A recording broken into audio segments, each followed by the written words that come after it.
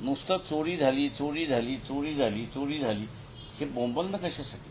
तर आपले मेलेले मुर्दे जागृत करतात की काय याची भीती आहे.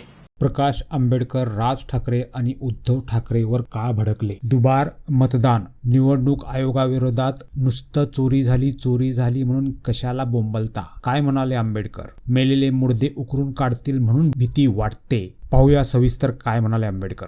जे राज ठाकरेचं MNS असेल किंवा उद्धव ठाकरेंची शिवसेना असेल की ज्यांनी लिस्ट तयार केलेली आहे, मी त्यांना असताना विचारतोय की ज्या बूथमध्ये ज्या प्रभागामध्ये आपल्याला असताना हे सगळं सापडलेलं आहे त्याच्यामुळे ती यादी कोणी जोडली या अधिकाऱ्याचं नाव तुम्हाला मिळतं. त्या अधिकाऱ्याच्या विरोधात तुम्ही महाराष्ट्राचं जे कमिशन आहे किंवा इलेक्शन कमिशन आहे, दोघाही आहेत, त्यांच्याकडे तुम्ही कंप्लेंट का करत नाही?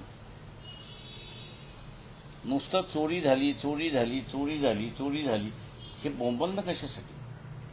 इथे कुठेतरी मला कॉम्प्रोमाइजचा वास येतो की सरकारच्या विरोधात आपण असताना म्हणजे हा बेनिफिट सरकारलाच होणार, तेव्हा सरकारच्या विरोधामध्ये आपण पूर्णपणे गेलो तर आपले मेलेले मुर्दे जागृत करतात की काय याची भीती आहे.